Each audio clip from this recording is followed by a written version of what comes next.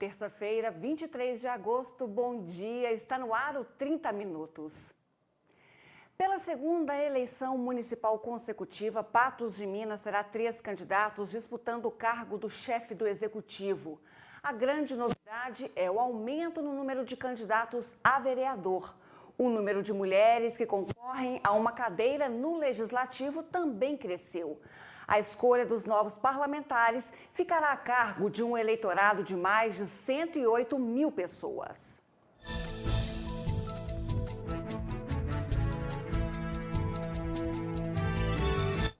Veja mais na edição de hoje. A Anvisa suspende venda de medicamentos de uso controlado. Moradores de mais um bairro de Patos de Minas se mobilizam e criam uma rede de vizinhos protegidos. O uso da internet por crianças e adolescentes deve ter supervisão dos pais para evitar abusos e até crimes. Quer saber mais? Então, continuem ligados.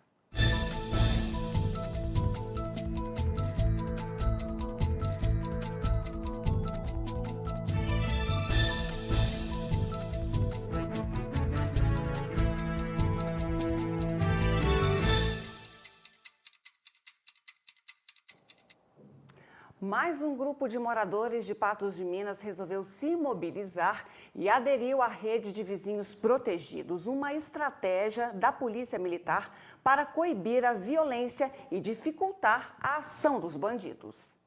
Prevenir é a palavra-chave para a rede de vizinhos protegidos. De iniciativa da Polícia Militar, o projeto foi abraçado pela sociedade e hoje abrange 4 bairros em Patos de Minas. Esse projeto é uma parceria da comunidade com a Polícia Militar.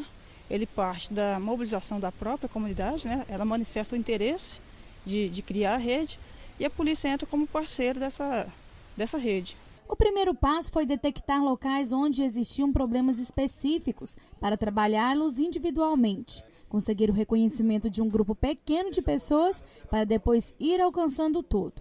Hoje foi a vez de 33 moradores do bairro Sebastião Amorim serem contemplados. A gente já fez algumas reuniões, né, de mobilização, já explicou como que funciona a rede. Ela possui algumas normas, né, alguns critérios que têm que ser seguidos, estarão recebendo a placa. Cada participante recebeu as placas que informam que aquela residência ou comércio faz parte da rede de segurança e que todos vão passar a observar a movimentação do bairro, tendo uma linha direta com a polícia. A ideia da rede neste bairro surgiu através de uma conversa em um grupo de WhatsApp. Então, começou com uma brincadeira. Até então eu não sabia que tinha o apoio da Polícia Militar. Eu vi na internet, Belo Horizonte funciona muito bem, aí eu corri atrás. Liguei na 181, conversei com o sargento Lindenberg e ele me passou as regras. Aí, vendo isso, eu vim convidar todos os vizinhos, os próximos que eu conhecia, para a gente estar fechando esse grupo e teve uma aceitação muito boa. A estratégia é um resgate dos antigos costumes de estender para a casa do vizinho o cuidado que cada um tem com a própria casa. Os próprios moradores são uma espécie de câmeras vivas, ou seja, orientados pela Polícia Militar, adotam estratégias para se protegerem. A proposta da EPM é fazer com que a população utilize táticas proativas para tirar a oportunidade dos criminosos. Os moradores se sentem mais seguros com suas residências protegidas. A Polícia Militar, ela trabalha muito bem, o trabalho dela é eficiente 100%, mas com a ajuda da população, gente, aí não tem erro. Com isso a gente espera mais segurança, né? Pela Polícia Militar fica mais fácil também para a gente colaborar com eles. Bom, e a seguir no 30 Minutos vamos mostrar que a Anvisa suspende a venda de medicamentos de uso controlado e os perigos que a internet esconde para as crianças e adolescentes. Agora 11h34.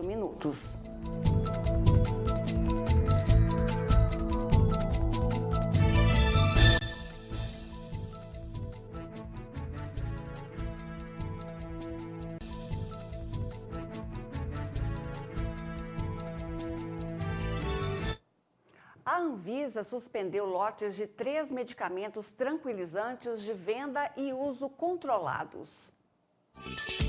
A Anvisa proibiu a distribuição, comercialização e uso de alguns lotes específicos de remédios como Rivotril e Lexotan, fabricados pela farmacêutica Roche.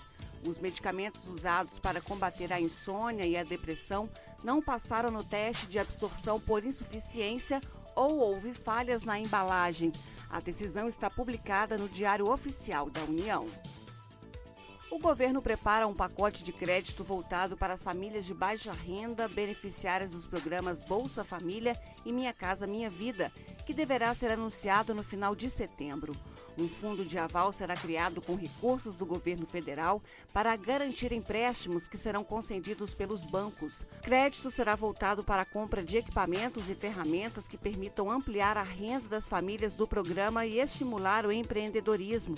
O fundo deve ter um aporte de R$100 milhões e poderá alavancar até R$1 bilhão de financiamentos. O INSS vai recorrer à Justiça para anular os pagamentos de benefícios como auxílio-doença e aposentadoria por invalidez concedidos há mais de 2 anos. Nos casos em que ficar constatada a ausência da incapacidade laboral atual do segurado, o benefício será cessado. A estimativa é de que 6 milhões de benefícios enquadrados nessas categorias, pelo menos 2,5 milhões foram concedidos judicialmente. O número de doadores de órgão no Brasil subiu 13,1 por milhão de habitantes para 14 por milhão no segundo trimestre deste ano, segundo a Associação Brasileira de Transplante de Órgãos. Apesar do aumento, está longe do considerado ideal. É difícil hoje em dia quem não use ou se sinta seduzido pelo conteúdo diversificado disponível na internet. Mas os pais devem ficar atentos e monitorar como os filhos utilizam a web.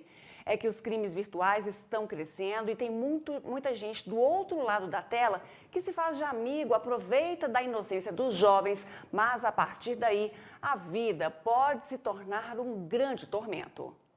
A internet veio para facilitar o acesso à informação, mas em contrapartida, essa ferramenta também oferece riscos, permitindo contato direto com completos estranhos através das redes sociais, podendo sofrer abusos. Quando falamos de crianças e adolescentes, é necessário que o uso da internet seja moderado e monitorado pelos pais. Existem várias atividades que podem ser feitas na internet por os jovens, por as crianças hoje em dia. O que são feitas? Então, por exemplo, eu posso ler textos, eu posso ver vídeos, eu posso assistir filmes, eu posso enviar fotos, eu posso baixar fotos. A nossa questão, quando a gente fala do risco dessas exposições e dessas interações, é quais textos, quais fotos, quais vídeos. Uma forma de evitar que crimes virtuais relacionados a abuso sexual com crianças e adolescentes sejam praticados é orientar os filhos em casa e realizar debates nas escolas, limitando determinados acessos para que não possa gerar problemas futuros vindo a causar algum tipo de transtorno. A criança tem que ter esse limite, né? Essa regra de que não é qualquer foto minha que eu vou lá e vou postar de qualquer jeito, em qualquer lugar.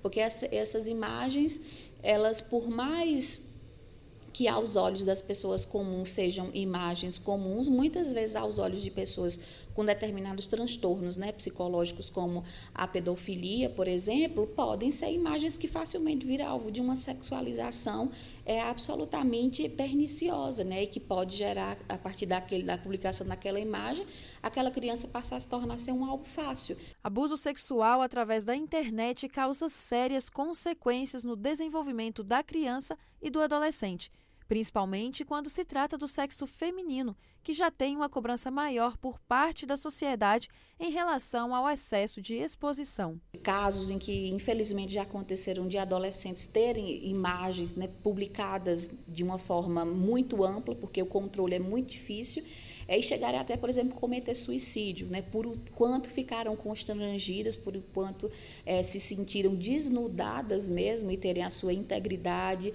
a sua dignidade violadas e não suportaram a pressão, né, que foi essa exposição. Quando acontece em relação aos meninos, o impacto social disso é menor. Por quê? Porque há uma cobrança sobre a conduta feminina, né? Como é que ela deve ser, como é que tem que ser a mulher, né? Que seja de respeito, que seja assim e tal. Então, infelizmente, há uma questão de gênero aí muito forte, né? Sobre o corpo feminino. Coagir crianças e adolescentes a mostrarem partes íntimas ou a assistir conteúdo pornográfico é crime, previsto no Estatuto da Criança e do Adolescente. Os crimes, eles podem, né, alguns deles, ser praticados por via informática ou através de outros dispositivos eletrônicos, né? E sempre que isso ocorre, a gente tem também mecanismos diferentes de apuração e de punição também. São 7 artigos no ECA que aborda crimes relacionados a abuso sexual de crianças e adolescentes. Alguns são passíveis de pagamento de fiança e liberação imediata do autor, mas isso não o isenta de responder um processo posteriormente. O ECA tem um capítulo específico que trata das situações em que a criança ou adolescente é vítima de crimes envolvendo essas questões sexuais. Todas as vezes que um adulto se vale, né, de uma criança para a prática desses crimes, ele fica sujeito a um desses artigos do ECA. Tem pena máxima até 4 anos, então aí o próprio delegado de polícia pode fixar fiança e o agente recolhendo a fiança, ele está livre da prisão, não do processo. Vai ser processado. Se durante o processo nós sentirmos necessidade da prisão preventiva, ela pode ser decretada a qualquer tempo, mas em princípio ele fica livre, né, mediante pagamento de fiança e o compromisso de comparecimento a todos os atos. Daqui a pouco você vai ver que dona de casa faz críticas à prestação do serviço de saúde no município de Patos de Minas. Agora 11h43.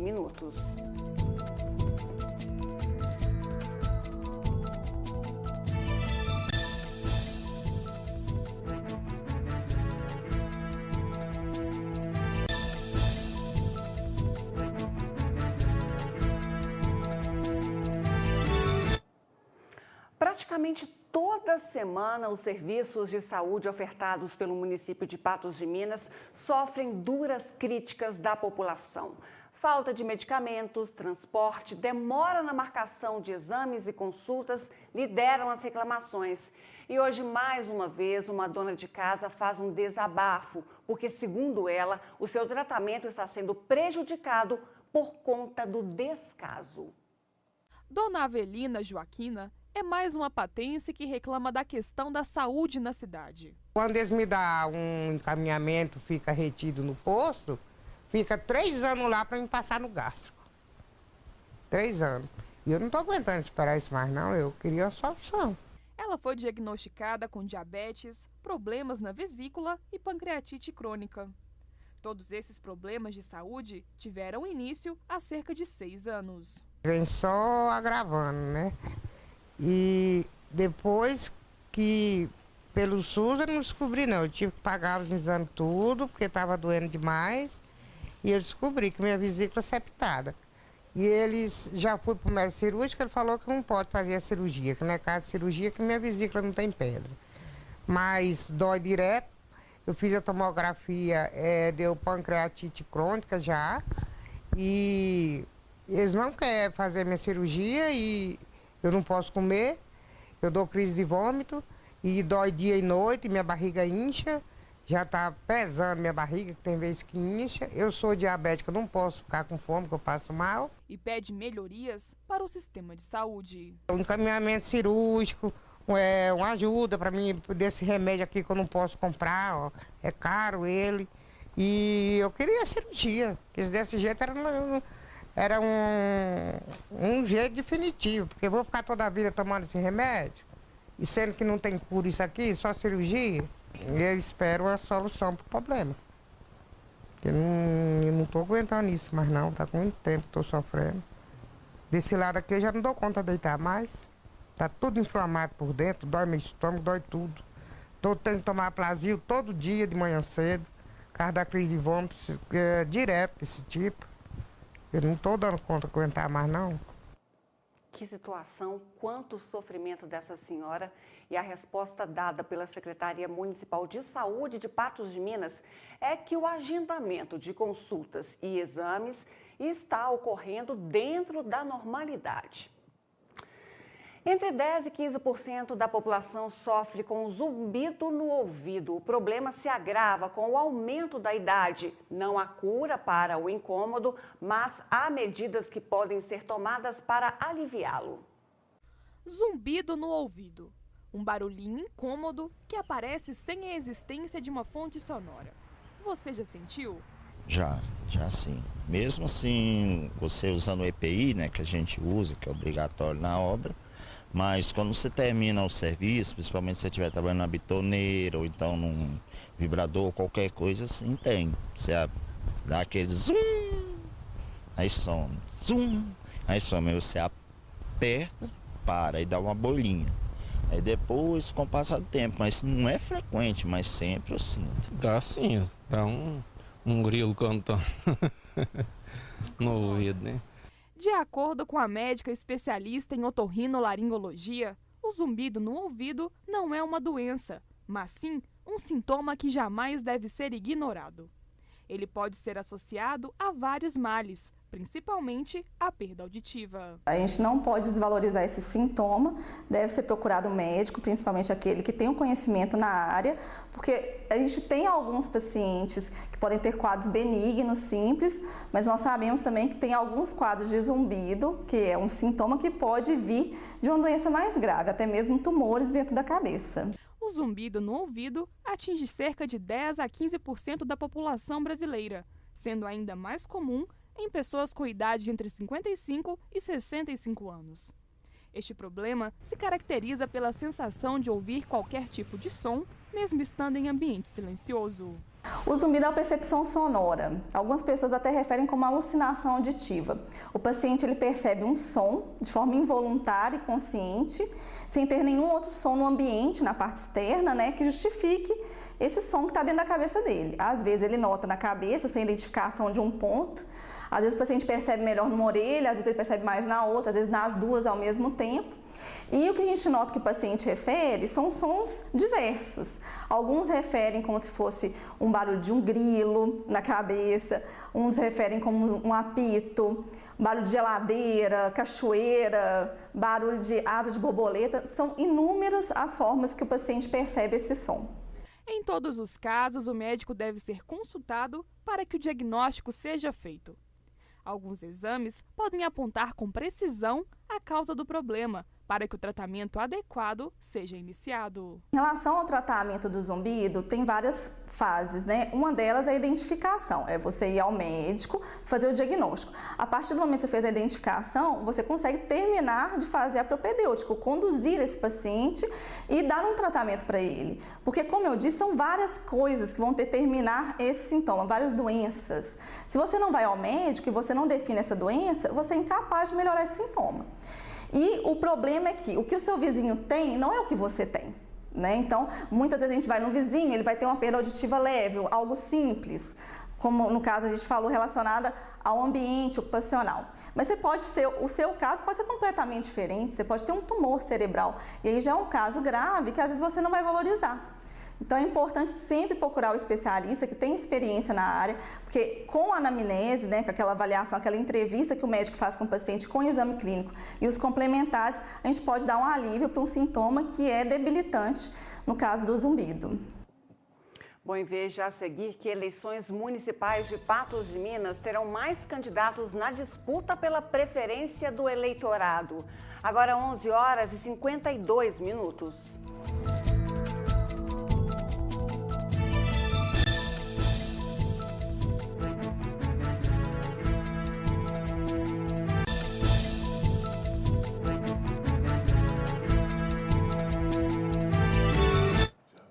Lembrando que está terminando a promoção do Mês dos Pais, uma promoção do Espaço Feminino, e o papai sorteado vai ganhar roupas, vai se produzir no salão com direito a levar uma pessoa e depois ainda vão se deliciar com um jantar. Para participar é fácil, basta ir no meu Instagram, @LudmilaBahia. Só ir lá, ó, @Ludmila com demudo, Bahia com H. Aí você vai procurar o vídeo oficial e seguir as regras. Qualquer pessoa pode se cadastrar, mas o beneficiado, claro, tem que ser pai.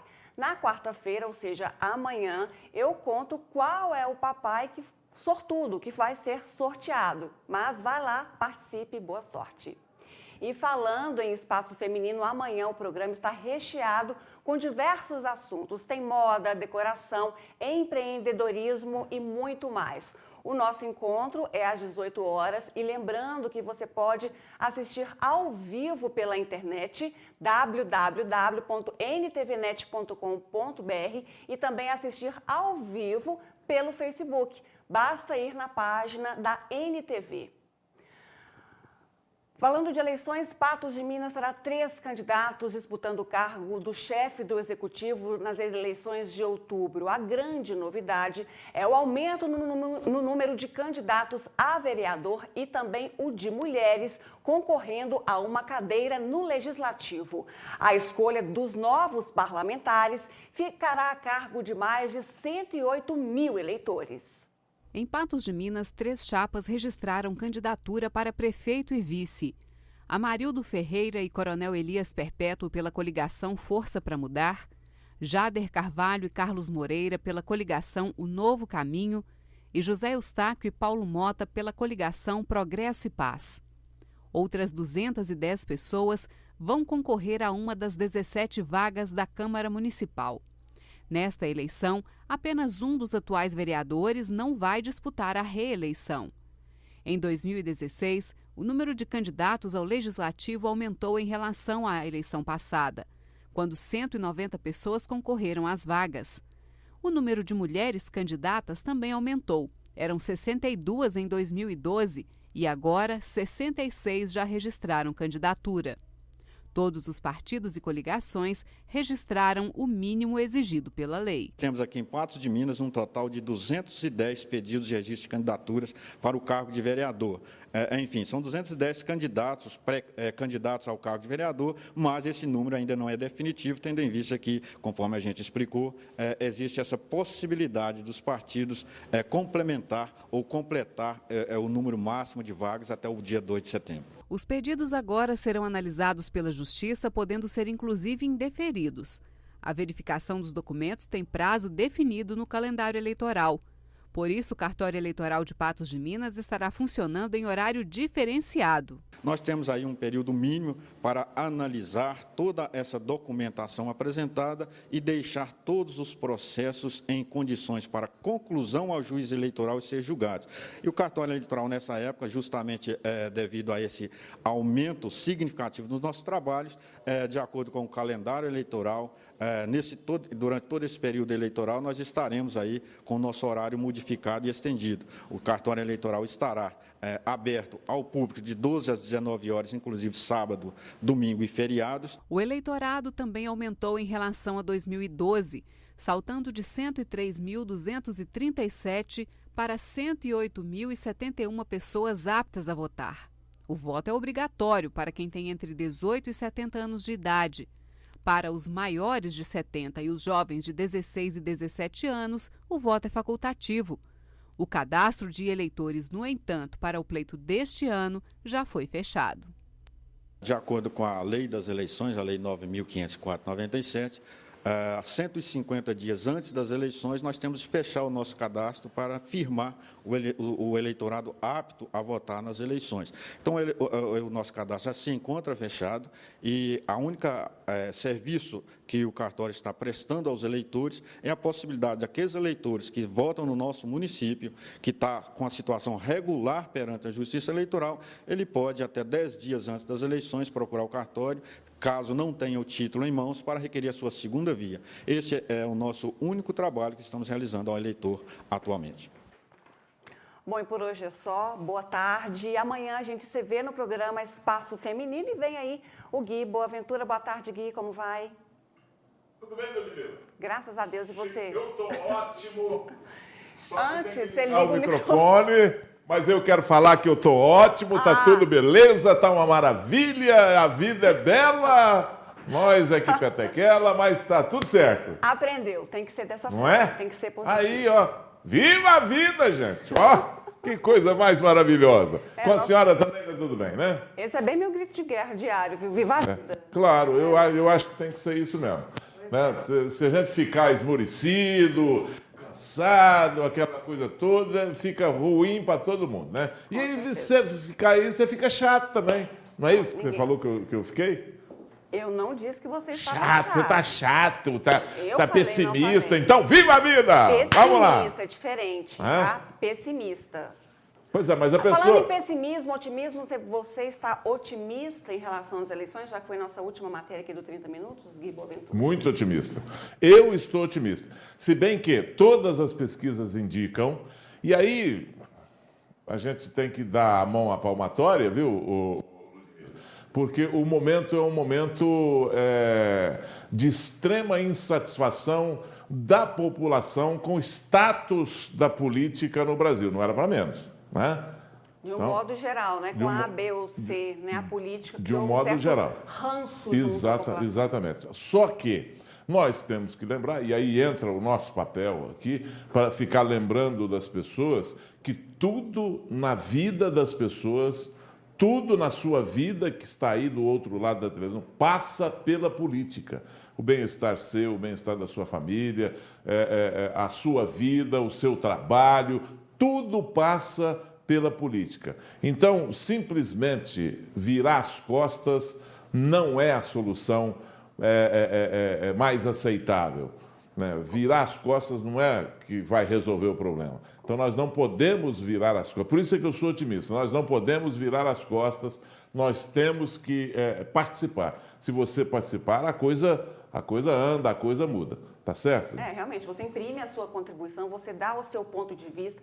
Tem sujeito que fala, eu sou apolítico, não quero saber de política, não quero saber de nada, não quero saber o que está acontecendo, mas aí está dando total brecha para que os erros realmente continuem acontecendo e talvez até de uma proporção ainda maior. Então, realmente, as pessoas têm que estar mais atentas, discutir sim, não virar as costas conforme você enfatizou aí.